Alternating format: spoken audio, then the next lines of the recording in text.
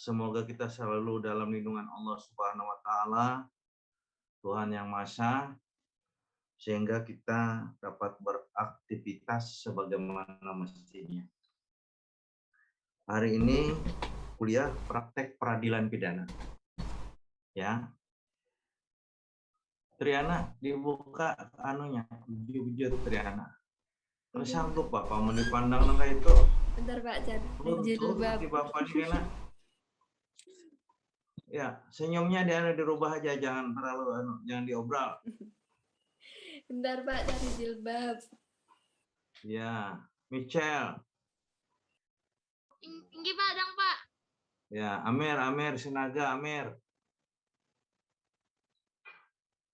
Makbul. Syahnas. Tinggi Pak, tunggu Pak. Pulau Karimata. Pak, izin Pak, sini baru azan Pak, saya sholat isya dulu Pak.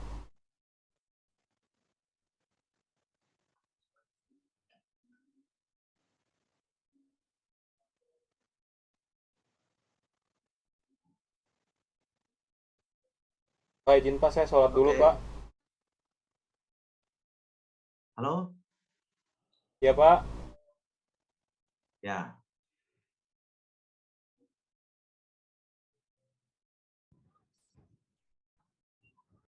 Silaturahmi jarak jauh.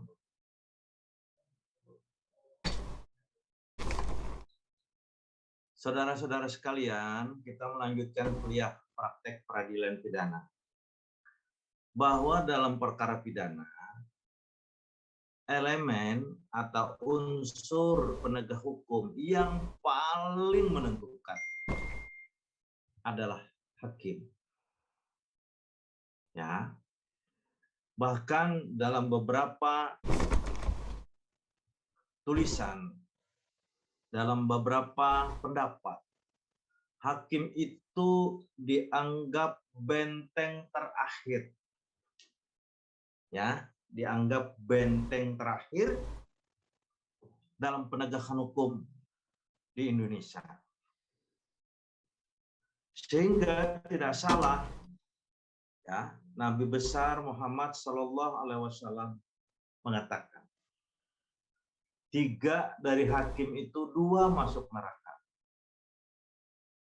Ya, jadi bayangkan 3 dari hakim 2 masuk neraka. Yang disebutkan di situ hakim, bukan jaksa, bukan pengacara, bukan polisi. Karena apa? Karena di tangan hakimlah, ya, di tangan hakimlah nasib seseorang itu berada. Gitu. Oleh sebab itu Al-Quran mensitir, ya kan, dalam surah An-Nisa ayat 5.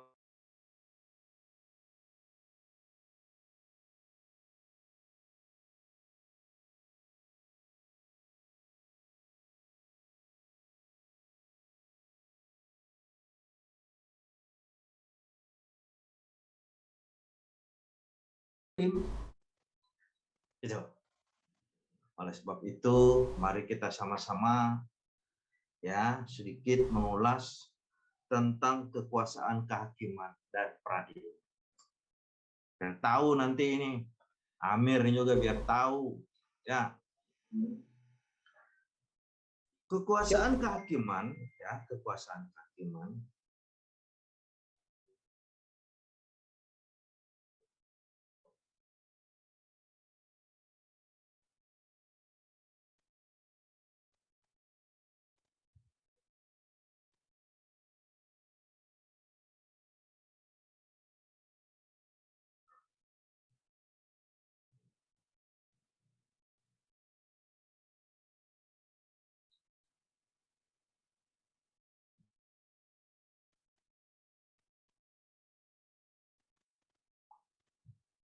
ini yang grup ini, nah tanggal 31 tuh ada acara di kampus tasyakuran, ya. Kalau hendak datang, Bapak undang hari Minggu tasyakuran. Kemarin kita berhasil menyelesaikan yudisium. Kemudian Bapak akan melakukan pelantikan terhadap pengurus BEM yang baru, pembentukan UKM. Dan yang terpenting itu tanggal 31 itu milad Bapak. Tuh, jadi dikemas semuanya. Yang tidak repot silakan bergabung. Makan martabak, makan soto Surabaya, dan sebagainya. Ya, diundang. Jamnya Pak. Siap, Pak. Ya, jam 11, jam 11. Jam 11, Ya, jam Kai. 11. Pas lapar-laparnya itu. Siap, Pak. Ya, Siap, Pak. biar sekali-sekali lah. Tapi jangan lupa pakai masker, cuci tangan. Ya, kita prokes kok. Baik, kita lanjut. Kita lanjut. Jadi kalau menulis terkait peradilan, maka Anda jangan lupa menyebutkan hukum dasar. Di mana itu diatur? Ya, hukum dasar itu di mana diatur? Diatur di Undang-Undang Dasar 1945. Di mana di dalam undang-undang tersebut disebutkan kekuasaan kehakiman merupakan kekuasaan yang merdeka untuk menyelenggarakan peradilan guna menegakkan hukum dan keadilan. Itu bunyi pasal 24 ayat 1 Undang-Undang Dasar 1945. Jadi ini kawan-kawan, semua karena kalau menulis skripsi tentang apa saja, cari cantolannya dalam Undang-Undang Dasar 45. Karena semua pasti ada disebutkan. Semua pasti ada, ya.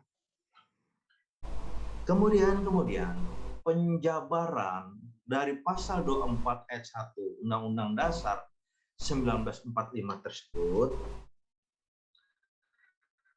disebutkan dalam Undang-Undang Nomor 48 Tahun 2009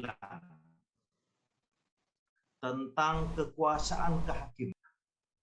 Kekuasaan negara yang merdeka, kekuasaan negara yang merdeka untuk menyelenggarakan peradilan guna menegakkan hukum dan keadilan berdasarkan Pancasila dan Undang-Undang Dasar Negara Republik Indonesia tahun 1945 demi terselenggaranya negara hukum Republik Indonesia. Ya. Jadi kalau berbicara tentang kekuasaan kehakiman, maka menurut undang-undang itu terdiri dari 3 unsur, ya. Kekuasaan kehakiman, Mahkamah Agung, Komisi Yudisial, Mahkamah Konstitusi, ya. Kemudian ada asas equality before the law, ya, jaminan perlindungan dan keadilan hukum, hak hidup, hak di hadapan hukum, dan sebagainya, ya. Itu sebagai landasan konstitusional, ya, yang harus diketahui. Kemudian ada lagi namanya landasan filosofis, landasan Pancasila. Dalam setiap putusan pengadilan, apakah itu peradilan pidana, apakah itu peradilan perdata, apakah itu peradilan agama, apakah itu peradilan militer, apakah itu Mahkamah Konstitusional, maka landasan filosofisnya adalah Pancasila. Kenapa dikatakan demikian? Setiap putusan pengadilan selalu, ya, Bapak ulangi, setiap putusan pengadilan selalu mencantumkan irah-irah, ya, namanya irah-irah. Lain ngaran irah orang Jawa lain. Irah-irah ini istilah dalam pembuatan sebuah putusan pengadilan. Harus ada irah-irah, ya. Apa itu irah-irah? Jadi setiap putusan pengadilan itu ada irah-irah yang berbunyi demi keadilan berdasarkan ketuhanan yang Maha Esa. Itu setiap putusan pengadilan. Lah, oleh sebab itu,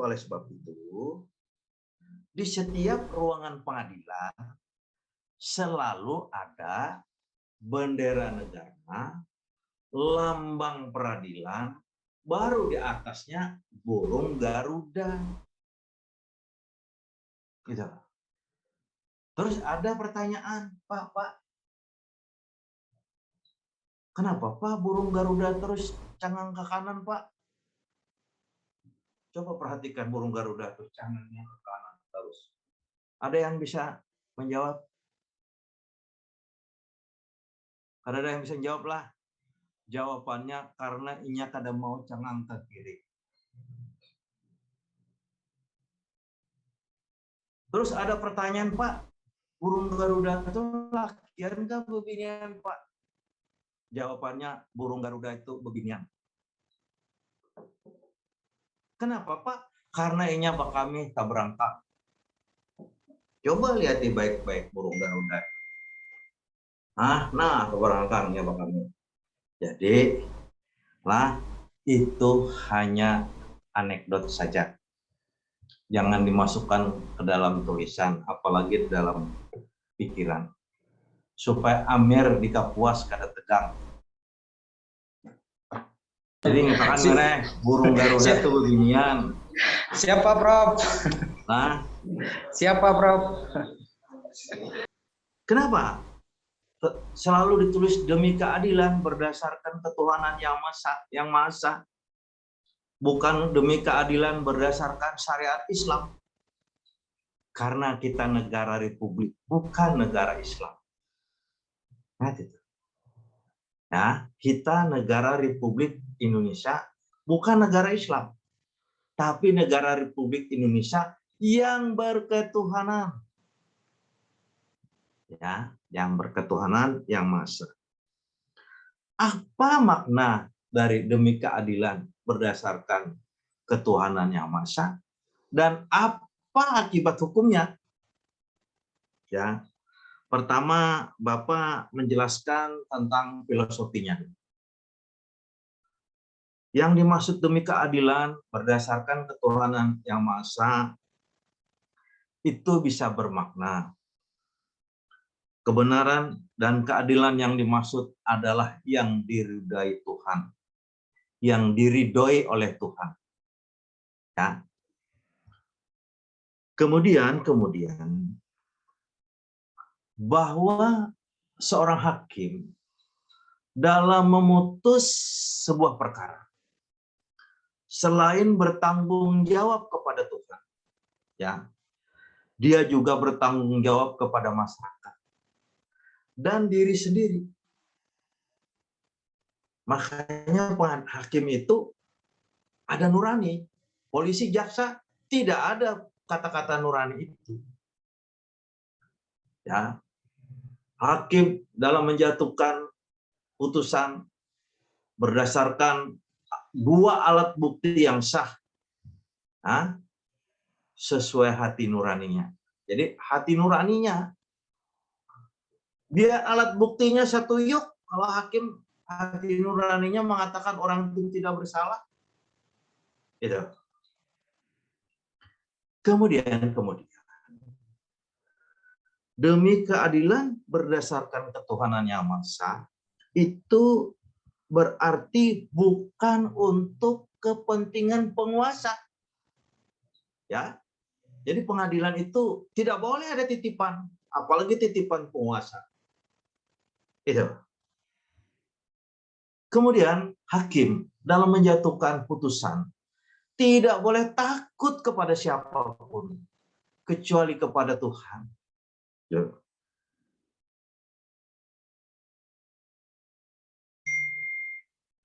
Kemudian makna yang terakhir, ya, demi keadilan berdasarkan ketuhanan yang Maha Esa itu demi tegaknya hukum, keadilan, kebenaran, ketertiban masyarakat lahir batin. Ya, tapi dalam prakteknya bagaimana? dalam prakteknya jauh antara api dan panggang. Untuk mencari keadilan ini bagai mencari jarum di tengah padang pasir. Jarum ditumpukan jerami. Menyamakan persepsi bahwa orang itu tidak bersalah. Susahnya setengah mati. Baik perkara pidana, apalagi perkara perdata. Ya. Karena untuk menyamakan persepsi itu mahal. Supaya hakim itu sependapat dengan kita mahal. Ya, kenapa dikatakan mahal? Orang-orang yang bergelut dalam praktek peradilan maka akan merasakan itu. Ya. Jadi prakteknya itu tidak tercium, terasa tapi tidak ketahuan. Tuh, yang tahu bubuhan KPK aja. Karena bila sudah mengintai hakim, bila sudah mengintai jaksa, bila sudah mengintai pengacara, disadapnya. Gitu. Makanya nanti ketika menjadi jaksa, hakim, pengacara, hati-hati. Karena orang-orang yang ditangkap oleh KPK yang dikatakan itu adalah tertangkap tangan, sebenarnya itu sudah diincar. Jujur, ya, sudah diincar. Kadangkala KPK itu menyamar menjadi tukang chat, ya, padahal meletakkan kamera kecil di ruangan orang tersebut. Gitu. Katanya ada OTT, itu bukan OTT, diincar. Tuh, ya. Nggak mungkin di Amunta itu OTT. Pasti diincar, ya. Kemudian supaya kalian tahu, kalau ada upaya seseorang melakukan kejahatan terorisme menggunakan alat komunikasi, maka di Jakarta tuh ada getaran. Kemudian ketika orang mau melakukan transaksi narkoba by phone atau telekomunikasi lainnya, maka di sana berbunyi. Jadi sebenarnya alat yang dimiliki oleh penegak hukum kita itu sudah sangat canggih. Jadi kalau pengertian tertangkap tangan itu sebenarnya ya relatif. Karena apa? Kalau tertangkap tangan itu menurut Bapak ketika sedang melakukan sebuah tindak pidana. Kalau dalam tindak pidana korupsi sedang melakukan transaksi, tiba-tiba datang KPK. Ya, datang KPK. Tangkap. You have selected Atau Microsoft David. You have selected setelah melakukan Microsoft tindak pidana, David as the default voice. ada yang melaporkan. Tapi jaraknya tidak jauh. Jadi untuk jelasnya nanti Anda silahkan baca KUHP. Apa itu tertangkap tangan? Ya, itu dampak hukumnya luar biasa. Kalau dalam perkara-perkara lain selain korupsi, maka misalnya perkara narkoba, tertangkap tangan, itu setelah melakukan penangkapan, mereka baru melaporkan ke kejaksaan atau ke pengadilan, ya, untuk mendapat persetujuan. Gitu. Tapi kalau tidak tertangkap tangan, mereka mau melakukan penyitaan terhadap barang bukti. Mereka mau melakukan penggeledahan terhadap TKP.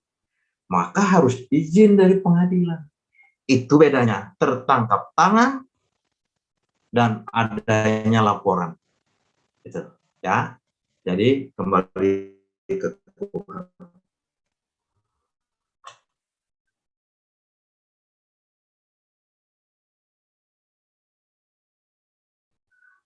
kemudian ikan filosofi dan implementasi nilai-nilai Pancasila lainnya. Ya. Jadi nilai-nilai Pancasila itu misalnya kemanusiaan yang adil dan beradab. Ada orang hendak memasak, tidak memiliki kayu. Tiba-tiba ada potongan kayu di hutan yang tidak terpakai. Dia ambil, dia gunakan untuk kayu bakar. Samakah itu dengan pencurian, dengan korupsi yang memakan uang rakyat miliaran rupiah, bahkan triliunan? Sama? Enggak toh? Jadi oleh sebab itu, hakim dalam menjatuhkan putusan itu harus memperhatikan kemanusiaan yang adil dan beradab.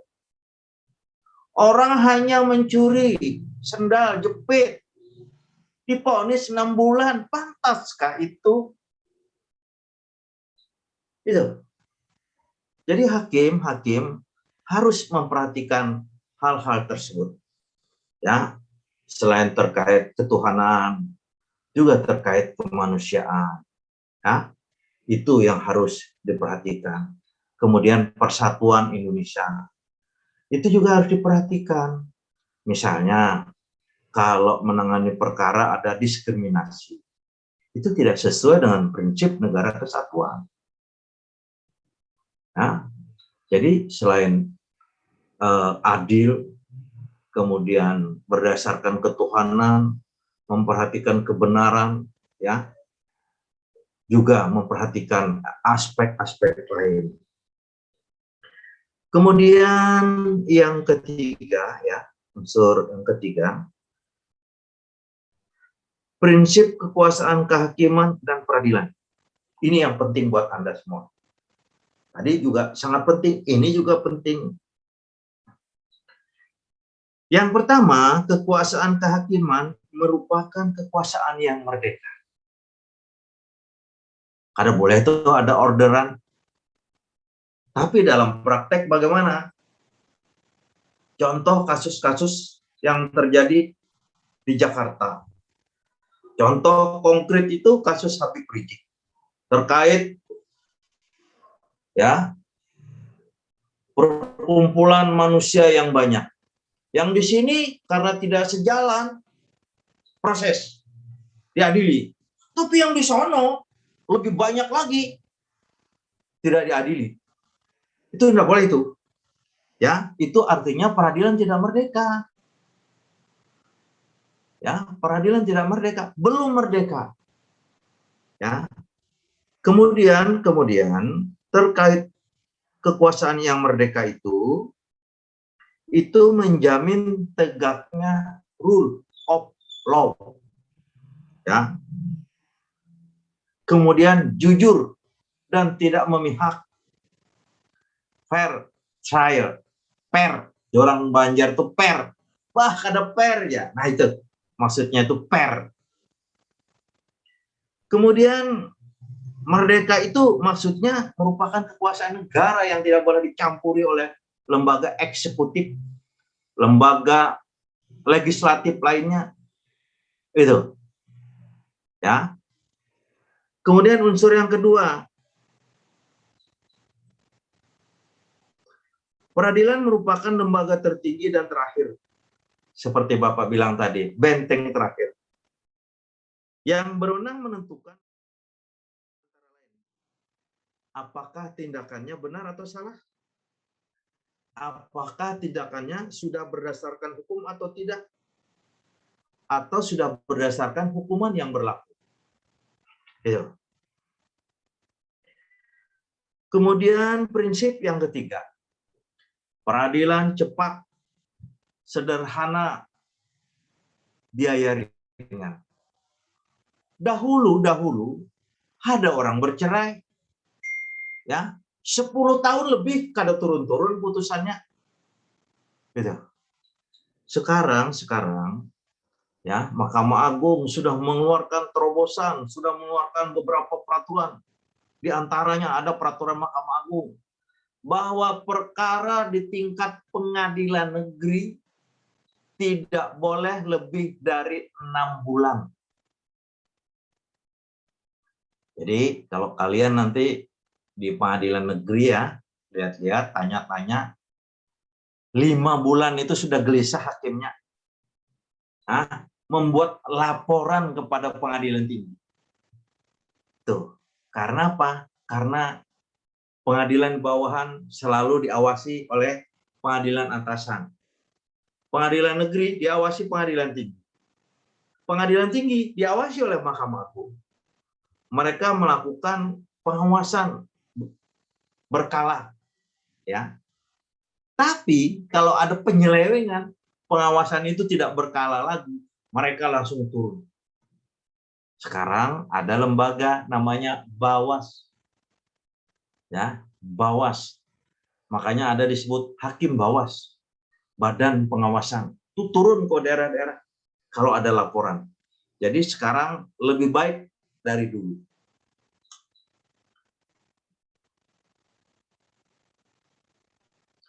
Kemudian asas berikutnya yang penting, ya, yang keempat, asas praduga tidak bersalah, presumption of innocence. Presumption of innocence. Seseorang itu sejak ditangkap, ditahan, diadili, wajib dinyatakan tidak bersalah sebelum yang bersangkutan dijatuhi vonis pengadilan yang berkekuatan hukum tetap. Tapi dalam praktek, ketika orang ditangkap, ditahan, wajahnya, tubuhnya sudah ditampilkan di dalam media elektronik, di dalam media cetak. Bagaimana hal itu dengan asas praduga tidak bersalah? Dahulu, waktu Bapak kecil, ketika orang melakukan tindak pidana, ketika orang diduga melakukan tindak pidana, kalau dimasukkan di dalam majalah DR, dulu DR itu Detektif Romantika, ya, majalah hukum, itu matanya ditutup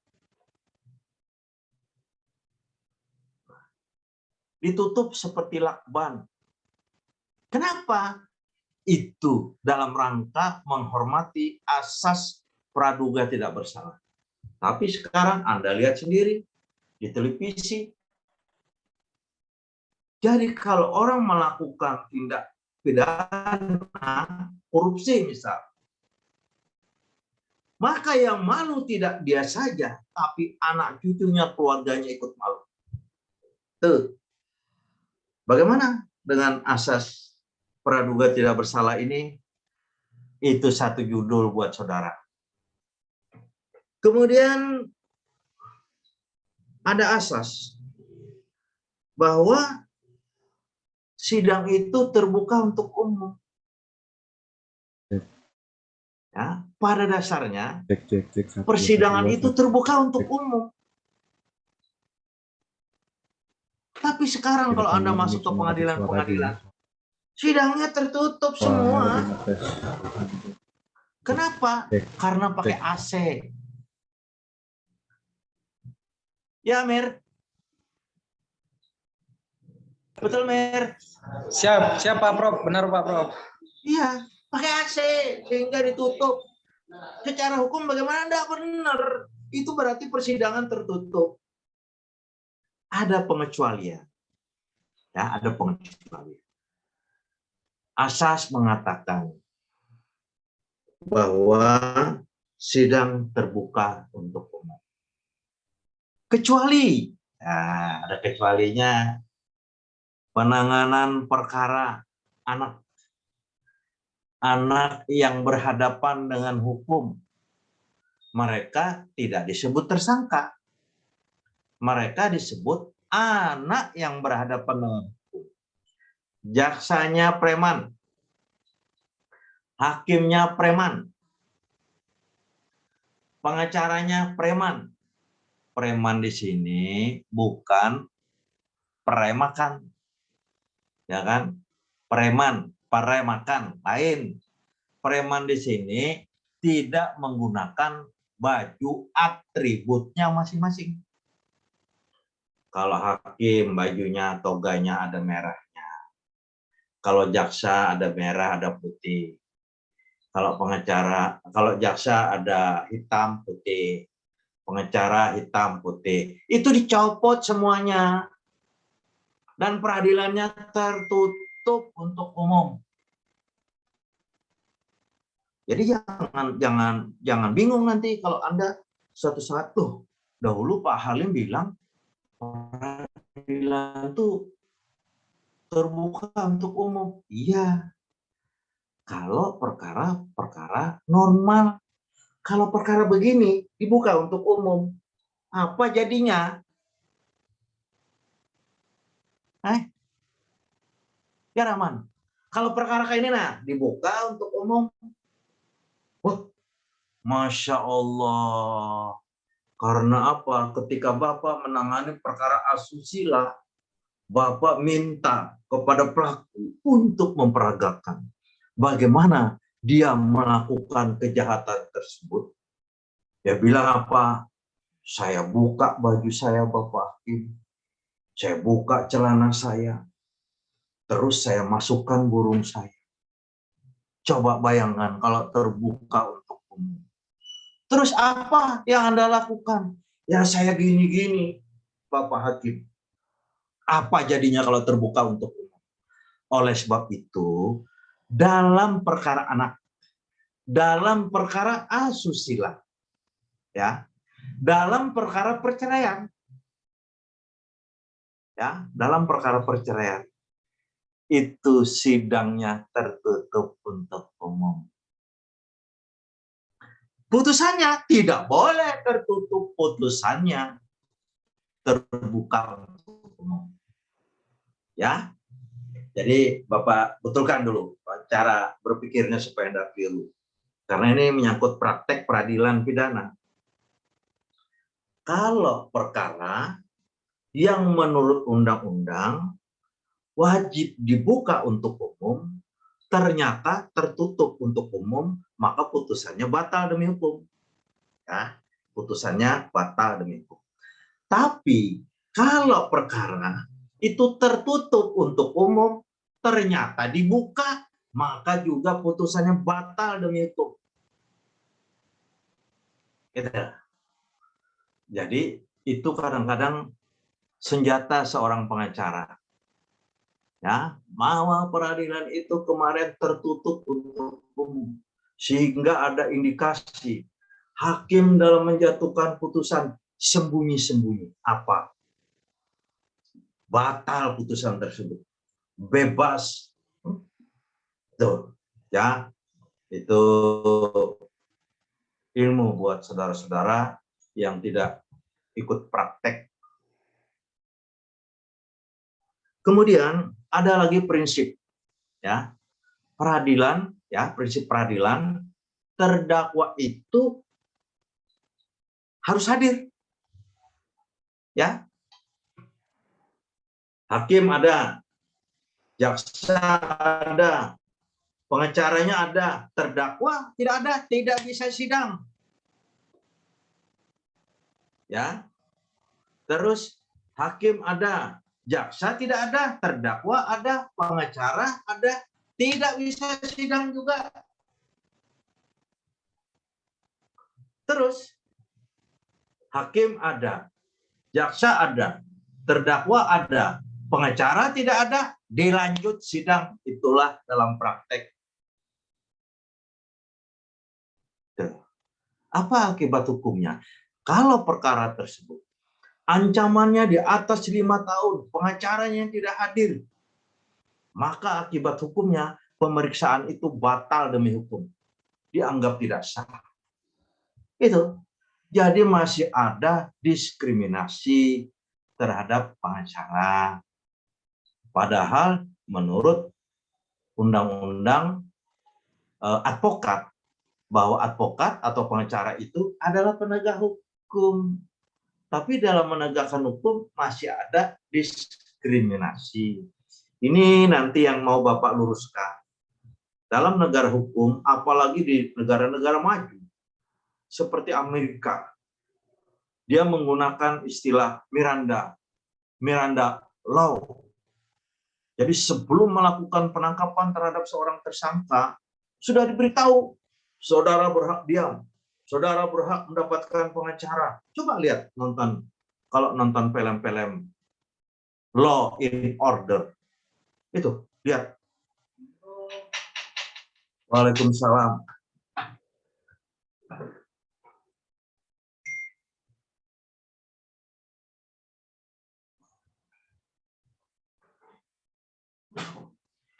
Aku aja dulu, Nay. Ada apa? Aja. Apa dulu?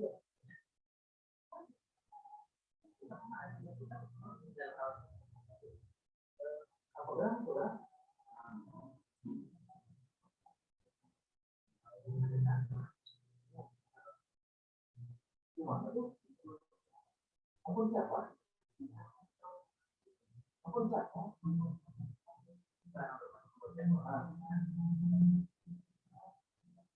Karena kalau ada berkasnya ya, saya bawa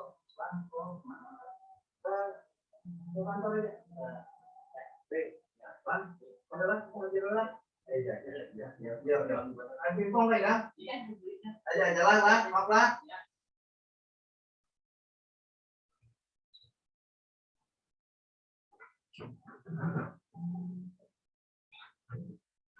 Ada orang mau jual tanah. Siapa tahu ada yang berminat kena.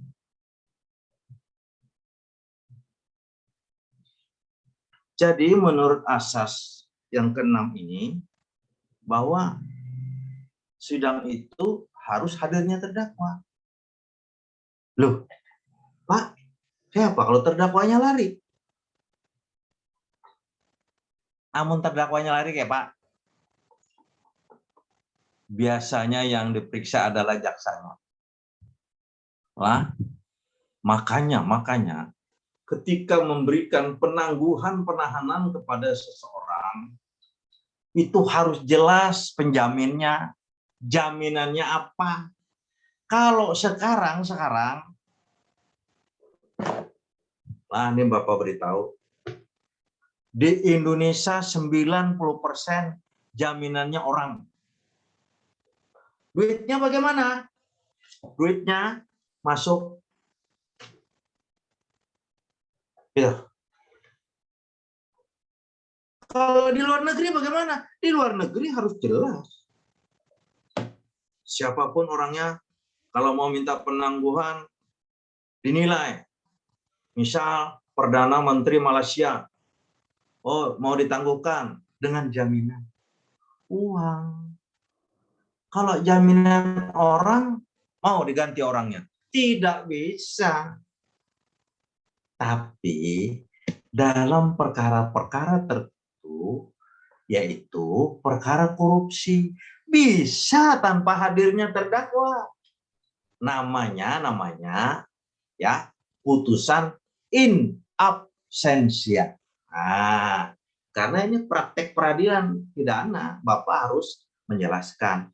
Silahkan nanti buka di YouTube. Apa itu peradilan in absentia? Ya, silakan. Kemudian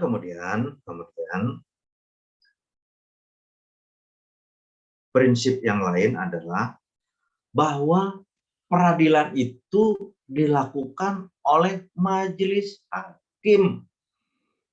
Ya, coba perhatikan baik-baik ketika Anda melihat sidang MK. hakimnya bisa 5, bisa 7, bisa 9. Kada pernah hakimnya 4, kada pernah hakimnya 6, kada pernah 8, selalu ganjil. Gitu. Karena kalau 3, ya majelis itu bisa 3. Kalau beda pendapat, maka 2-1. Maka 2 yang dipakai. 2 membebaskan, 1 menghukum, maka harus bebas. 2 menghukum, 1 bebas, maka harus dihukum. Itulah majelis hakim. Pak, bagaimana kalau di wilayah itu hakimnya kurang? Ini pengecualian. Kalau kurang, misalnya di Marabahan, kadang-kadang hakimnya cuma 1. Itu harus mendapat izin dari Mahkamah Agung. Tuh. Dalam rangka apa ini, Pak? Supaya objektif. Nah, dulu ada kasus pembunuhan berencana di Kandangan. Hakimnya 3. 3-tiganya ini 2 konsul sama Bapak. Mana nih? Minta petunjuk nih. Saya bilang ada duitnya nggak? Sama-sama nggak ada duitnya. Sip. Kalian, saya bilang, harus menghargai hakim yang berani memutus bebas. Karena sama-sama nggak ada duitnya. Iya, katanya. Tapi kami 2 menghukum. Dia membebaskan. Maka harus dihukum. Kalau 2 bebas, 1 menghukum, harus dibebaskan. Tapi dalam praktek, kalau hakim berani membebaskan seseorang, turun Mahkamah Agung memeriksa. Itulah dilematis namanya. Jadi hakim lebih baik mencari aman.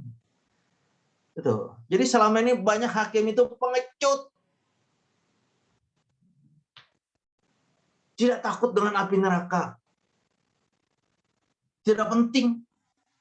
Makanya kata ahli, Indonesia ini paling hebat. Jangankan masyarakat dibohongi, Tuhan pun berani dibohongi. Padahal sebelum memangku jabatan hakim, demi Allah, saya bersumpah akan melaksanakan tugas saya dengan sungguh-sungguh.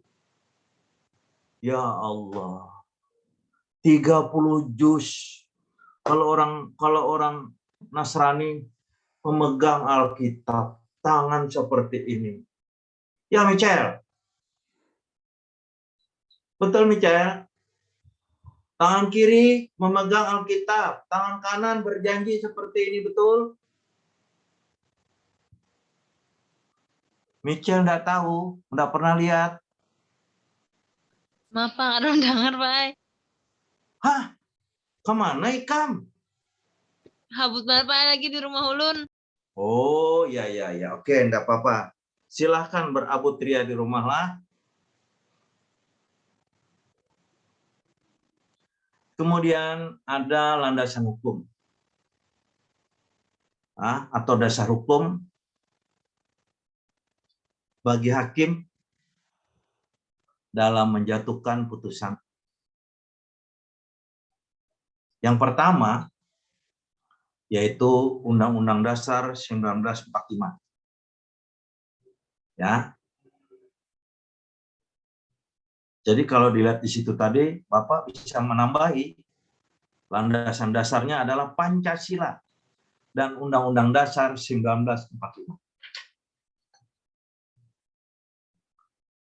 Kemudian yang kedua, Undang-Undang Nomor 8 tahun 1981 tentang KUHP. Ya, tentang KUHP.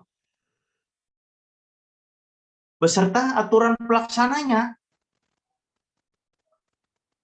Ya, ada aturan pelaksananya. Kalau nggak ada aturan pelaksana, maka undang-undang tadi tidak bisa berjalan. Kemudian yang ketiga, karena ada tambahan dari Bapak tadi, yang ketiga ini Undang-Undang Nomor 48 Tahun 2009 tentang kekuasaan kehakiman beserta peraturan terkait lainnya. Kemudian Undang-Undang Nomor 3 Tahun 2009 tentang Mahkamah Agung dan peraturan terkait lainnya. Kemudian peraturan perundang-undangan yang terkait. Kemudian jurisprudensi Mahkamah Agung. Jadi jurisprudensi itu maksudnya adalah putusan hakim yang sudah mempunyai kekuatan hukum tetap, yang sudah diuji dan dipakai oleh hakim-hakim bawahan, oleh hakim-hakim sebelumnya, maka itu dijadikan rujukan. Makanya setiap putusan pengadilan selain mencantumkan irah-irah tadi berdasarkan ketuhanan yang Maha Esa, dan seterusnya mengadili, ya kan? Kemudian sebelum mengadili itu berdasarkan pasal sekian, ya, undang-undang nomor sekian serta peraturan terkait lainnya disebut supaya ada kepastian hukum. Kada boleh bahapal karena menyangkut masa depan orang lain. Ya. Bapak pernah membuat pledoi pembelaan. Itu tebalnya seperti ini. Melihat aja gini ngeri, apalagi membacanya. Di depan, mana nih Dr. Sukri? Di depan Bapak taruh ayat. Ya. Iya, siapa?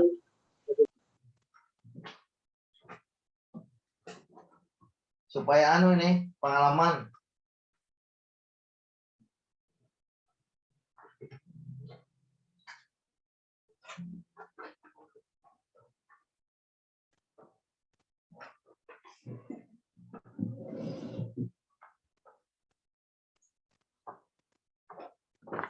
Dahulu Bapak ketik aja, ketik tangan. Ini Dr. Sukri yang harus membacanya.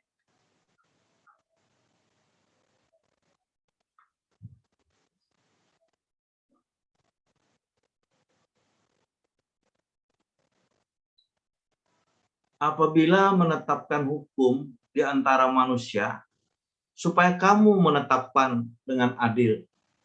Sesungguhnya Allah memberikan pengajaran yang sebaik-baiknya kepadamu.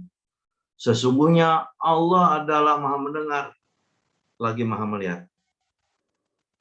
Jadi, Bapak taruh di sini, di depan kadang-kadang. Ini dulu nih tahun berapa ini? Ini 97 di kantornya si Amir Sinaga ini. Nomor 25 P.D 1997 Pengadilan Negeri Kuala Kapuas. Seluruh pengunjung menangis. Pengunjung pengadilan itu semuanya menangis sampai sembab. Kenapa? Melihat ayat-ayatnya keluaran. Kemudian ada lagi surasat. Ya.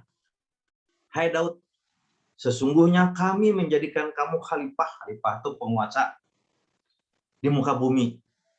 Maka berilah keputusan. Ya, maksudnya itu perkara di antara manusia dengan adil. Dan janganlah kamu mengikuti hawa nafsu. Karena ia akan menyesatkan kamu dari jalan Allah. Sesungguhnya orang-orang yang sesat dari jalan Allah akan mendapat azab yang berat. Karena mereka melupakan hari perhitungan. Itu. Manggatar hakimnya kada mau bering. Kada berduitan.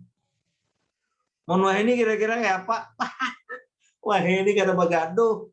Pokoknya sana. Tuh. Bahari bakatik tangan. Kayak mematuk ayam, mematuk baras.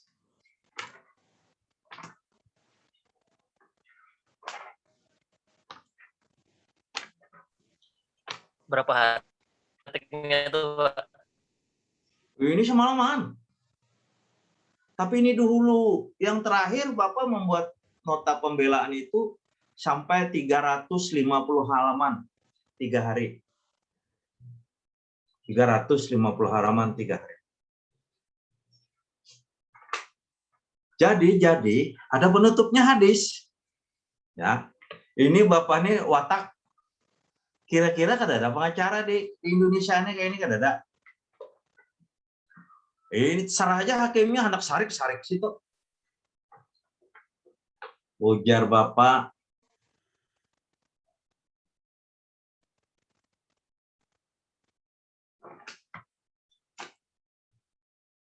Bahwa tugas para hakim itu adalah fungsi yang kudus, suci, dan luhur.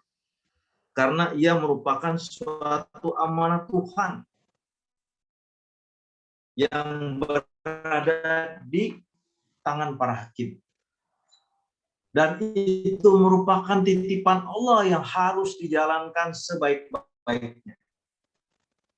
Di samping itu pula ia bertanggung jawab dalam amanah dunia akhirat. Dan hakim akan ditanya oleh Tuhan.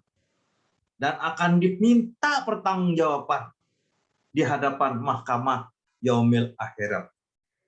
Lalu Bapak tutup dengan hadis. Ya Bapak, dalam kaitan ini, marilah kita renungkan sejenak sabda Nabi besar Muhammad SAW yang menyatakan, hakim itu ada 3 macam. Yang 2 masuk neraka, ngejar Bapak kan mengisahkan hadisnya. Hanya yang 1 yang masuk surga, yaitu orang yang tahu tentang hak dan itulah yang ia hukumkan. Maka ia masuk surga. Orang ini ilmunya cukup, tahu hak, tahu batil, ya kan? Terus ia berhukum terhadap hukum tersebut. Masuk surganya. Lalu jar Bapak, sedang orang yang tahu tentang hak, tetapi ia tidak menghukumkannya, bahkan sengaja menyimpang daripadanya, akhirnya ia masuk neraka, jar Bapak. Dan ada juga orang yang tidak mengenal mana yang hak, seraya berlagak memutuskan sesuatu perkara terhadap orang lain. Dengan sendirinya ia masuk neraka juga, jar Bapak. Itu.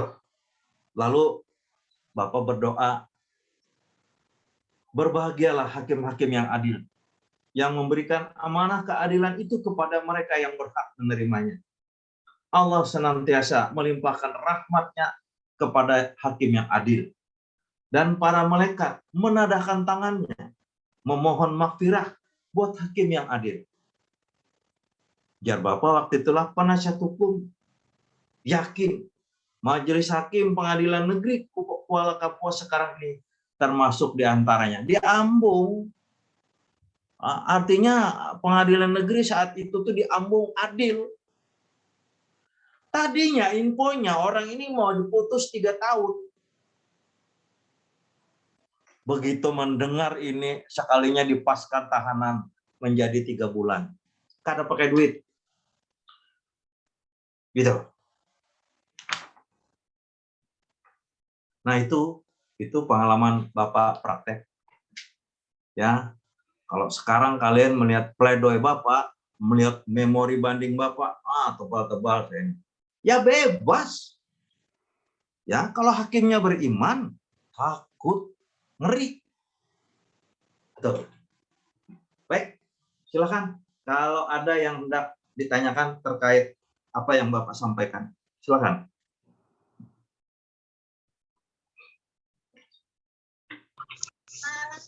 Izin, Pak. Ya, Lisna, silakan. Itu yang tadi itu Pak. Misalkan pelaksanaan di persidangannya kan harus terbuka, tapi Ya. dalam persidangannya tertutup itu Pak. Gimana putusannya tadi Pak? Bebas. Ruang ber-AC tadi Pak. Nah, itu. Sekarang pertanyaannya, Bubuhan Ikam hendak nang basi kah hendak nang panas? Kan itu untuk katanya untuk kepentingan bersama. Ya, pelayanan. Jaksanya dingin, hakimnya dingin, terdakwanya dingin, pengacaranya dingin, tapi mengabaikan aspek sidang terbuka dan tertutup tadi. Kalau dilaporkan, kena hakimnya.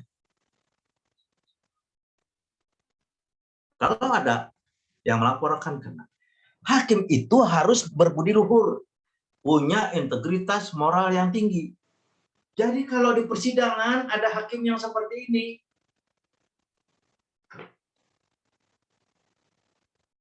itu dilaporkan, diperiksa. Bayangkan,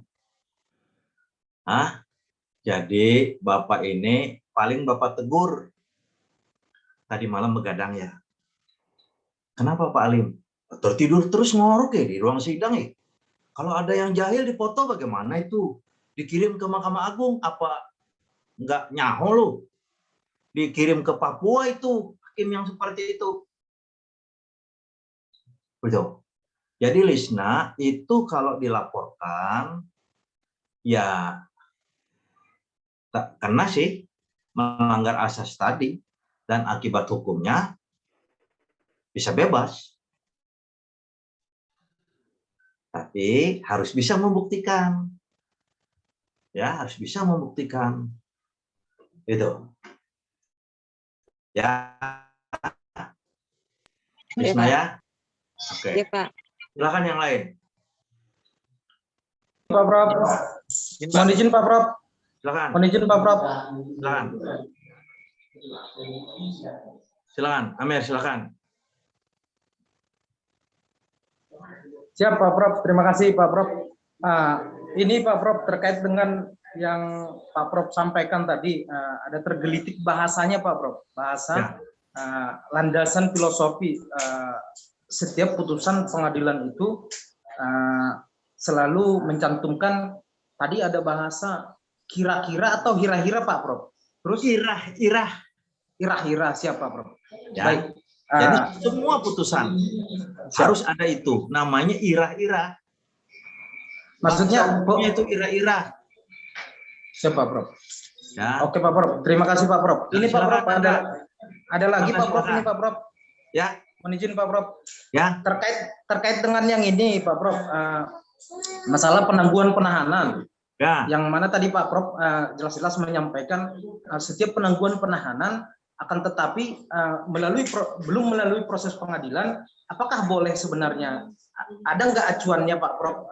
Karena yang sering kita lihat dalam artis atau contohnya narkoba, langsung dengan kepolisian bisa menangguhan penahanan tanpa proses oleh pengadilan, begitu Pak Prof. Mohon bimbingannya Pak Prof. Baik. Terima kasih. Baik. Jadi begini, kalau penangguhan di Indonesia, ya, landasannya subjektif. Misal di kepolisian, yang bersangkutan tidak melakukan perbuatan tindak pidana lagi, yang bersangkutan tidak melarikan diri, ya, yang bersangkutan akan hadir ketika diminta hadir, yang bersangkutan tidak menghilangkan barang bukti. Ya, ini alasan objektif. Tapi ada alasan subjektif. Ada jaminan penangguhan. Jaminan, ada orang yang menjamin. Dalam KUHP itu ada orang atau barang. Ya, dalam KUHP ya, orang atau barang. Tapi dalam praktek nggak ada uang, nggak ada penangguhan. Ya. Kemudian di pengadilan itu karena antara polisi, jaksa dan hakim itu terikat peraturan tidak tertulis. Bila polisi kada menahan, jaksa wani kada menahan, hakim wani kada menahan. Tapi bila polisi menahan, jaksa menahan. Bila jaksa menahan, hakim menahan. Subjektif, tidak objektif.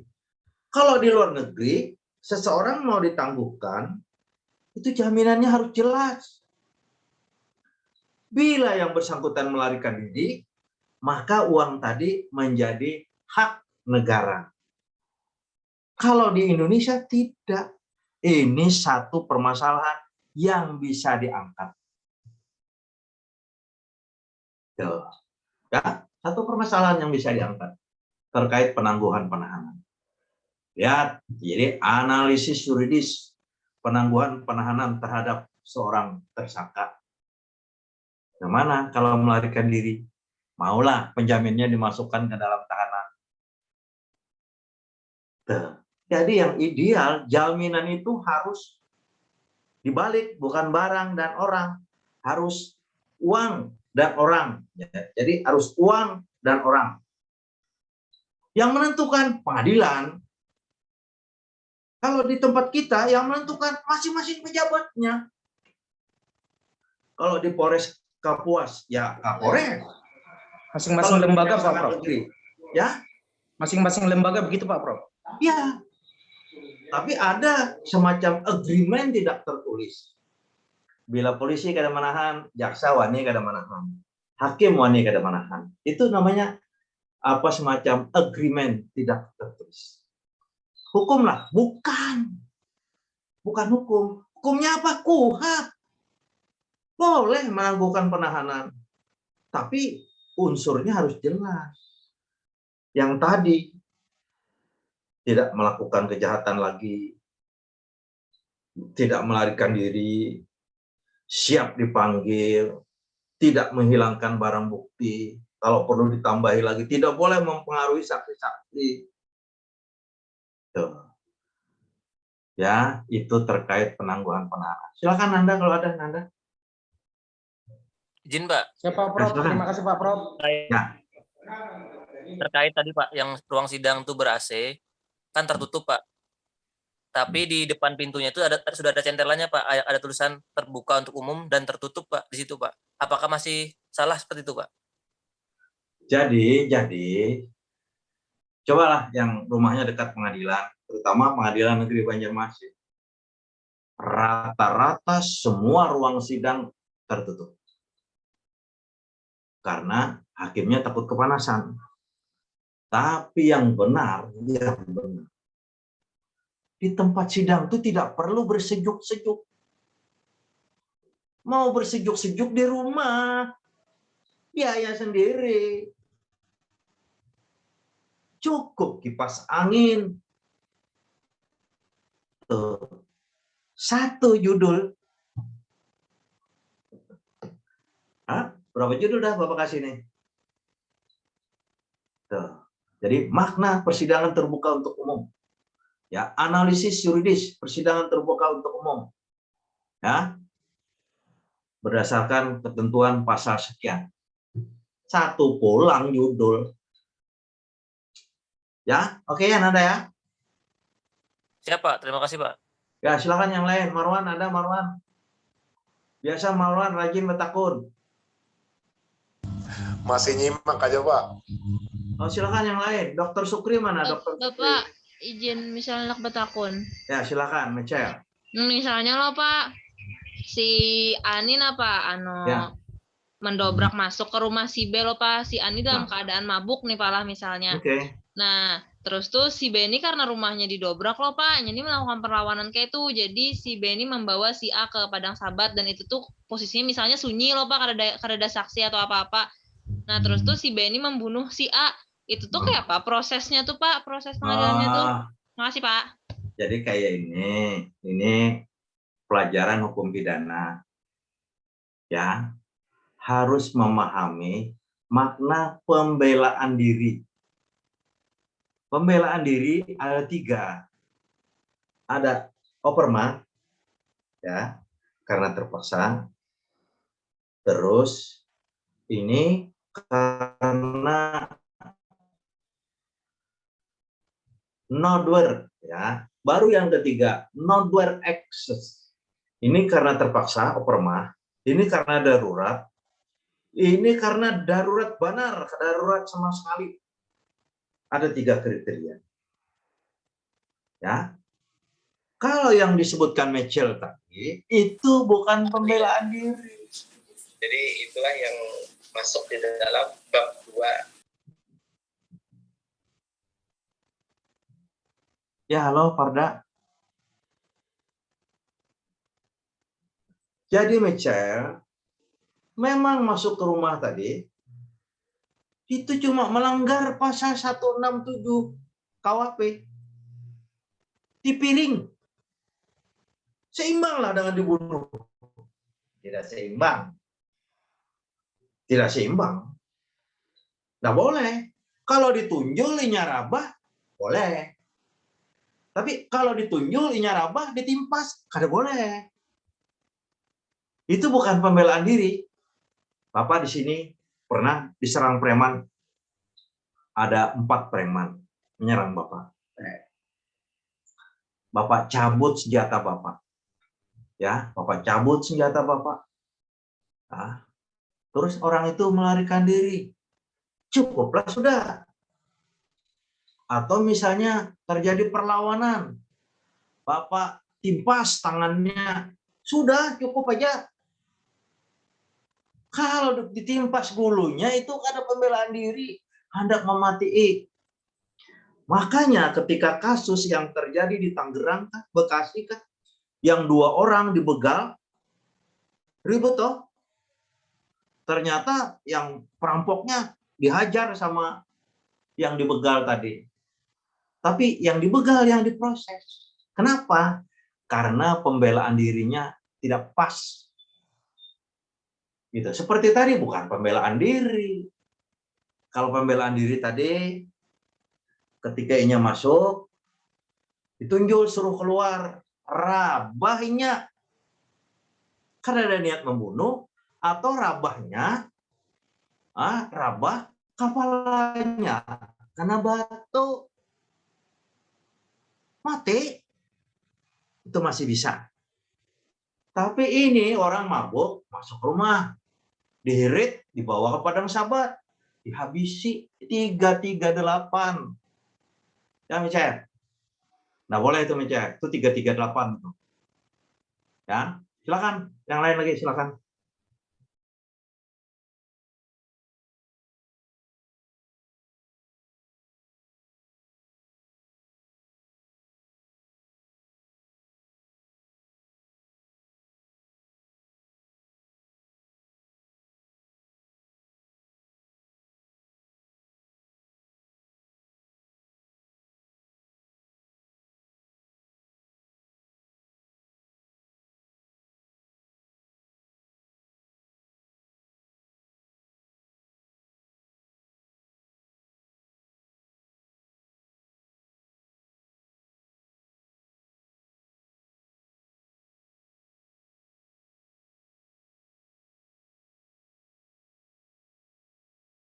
Keputus teman-teman, jaringannya putus, down tiba-tiba.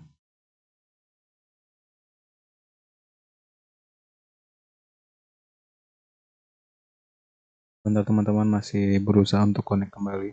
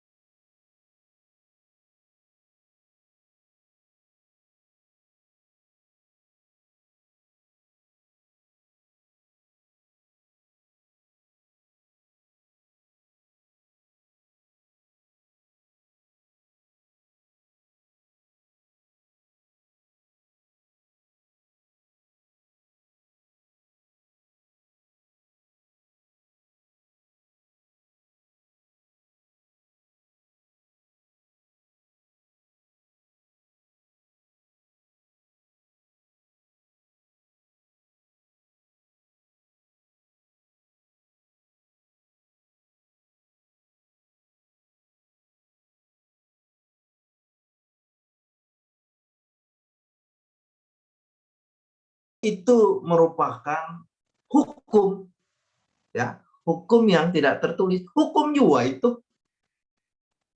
orang terjadi tabrakan, lalu damai ke pinggir. Dalam masyarakat kita, kalau sudah ada perdamaian kayak itu, semestinya kada usah lagi dilanjutkan. Sudah berelaan, sudah masing-masing yang pelaku ini meminta maaf, kemudian bersedia memberikan ganti rugi, ya, mengobati, memperbaiki sepeda motor atau mobil yang rusak, maka selesai. Itu hukum. Itu yang dimaksud nilai-nilai hukum yang tumbuh dan berkembang dalam masyarakat. Nah, jadi polisi wajib memperhatikan itu undang-undang. Jadi kalau misalnya ada di kampung, orang berkelahi sudah selesai, sudah baik, tiba-tiba diproses. Kita boleh menyampaikan kepada pihak kepolisian, Pak, kami sudah berdamai, Pak. Ini dasarnya, Pak, undang-undang kepolisian. Ini nama undang-undang nomor sekian, tahun sekian, Pak, pasal sekian, Pak. Kemudian ini, Pak, undang-undang perkosaan kehakiman nomor 48 2009. Tidak. Jadi polisi boleh memakai, jaksa boleh memakai. Makanya ada istilah restoratif justice. Karena ada lagi istilah lain selain itu yang lebih baik daripada restoratif justice. Tapi itu kena pada perkuliahan akan datang. Tuh, ya, Marwan. Halo Marwan. Siap, Pak. Oke, silakan yang lain. Terima kasih, Pak. Ya, silakan. Silakan.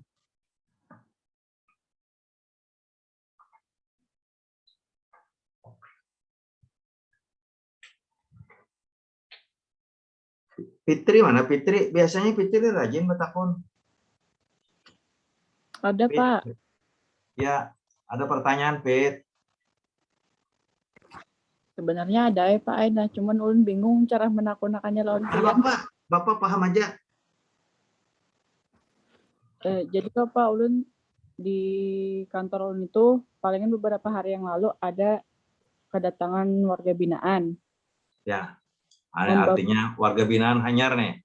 Oke, membawa bayi umur 3 bulan Pak. Membawa bayi umur 3 bulan, baik. Oke, keluarganya itu kan kereda loh Pak. Ya. Ada di Kalimantan kayak gitu nah. Karenanya merantau ke sini tuh sorangan. Itu tuh bisa lah Pak, anaknya itu diserahkan ke dinas sosial misalnya menurut Pian nih. Oh, baik. Baik. Jadi anaknya bayi, mau dipisahkan lawan mamanya. Lah, anak dititipkan di panti sosial.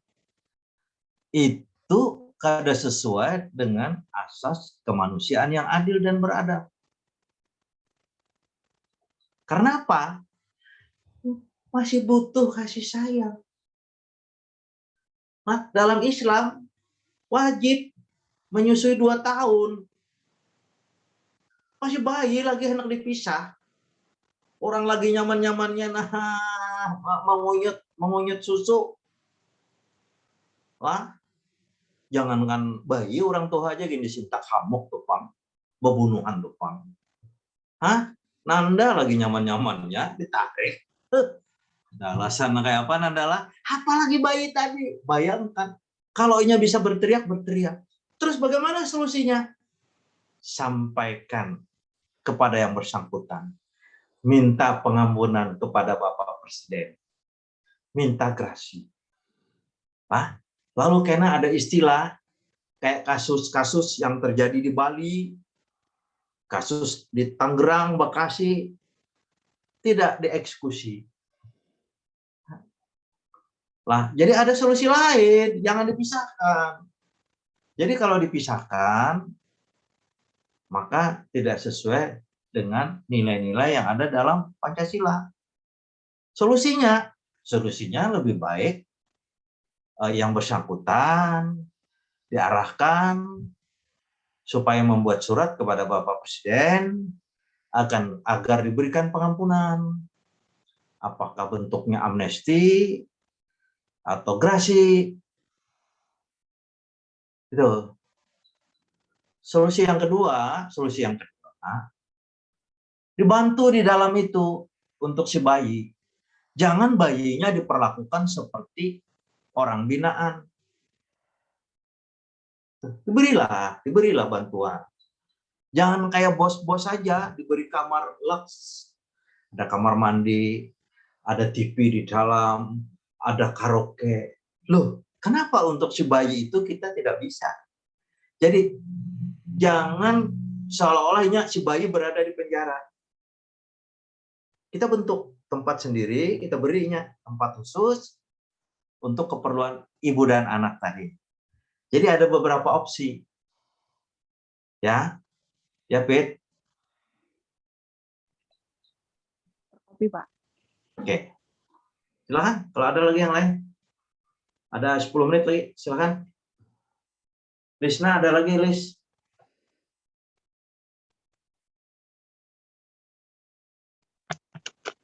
Cukup aja, Pak. Cukuplah. Pak, bertanya lagi, Pak. Boleh lah, Pak? Boleh, silakan. Tadi kan memberikan jalan keluar. Ada 2 loh, Pak. Ya. Yang pertama tadi kan bisa ngajukan grasi. Yang bersangkutan. Iya. Ya. Yang kedua tadi menyediakan tempat. Berarti, Pak, grasi itu tidak terbatas untuk pidana seumur hidup aja, Kak, Pak? Oh, tidak. Tidak. Ya, tidak. Berapa gerang ancaman hukumannya? Ini tuh di berapa menjalani? Sudah vonis juga, Pak, 3 tahun, Pak. Bisa minta grasi itu. Bisa. Yang kada boleh itu vonisnya 1 tahun. Nah, grasi itu ada batasannya hukumannya. Ya. Jadi kalau 3 tahun bisa itu. Kasihan karena perkembangan kejiwaan si anak. Jadi yang anak ini lebih penting. Ya. Bu Bonika mengusulkan. Pasti narkoba tuh, ya kah? Tinggi pemakai, Pak Ai. Apa ada Bapak? Lakinya mana tuh? Kayaknya orangnya ini gadis warung, Pak Ai. Jadi lakinya tuh begitu berisi tuh langsung hilang lakinya. Kada anu juga, kada jelas juga kalau lakinya. Tinggi. Accident ngarannya itu, by accident. Silakan kalau ada lagi yang lain.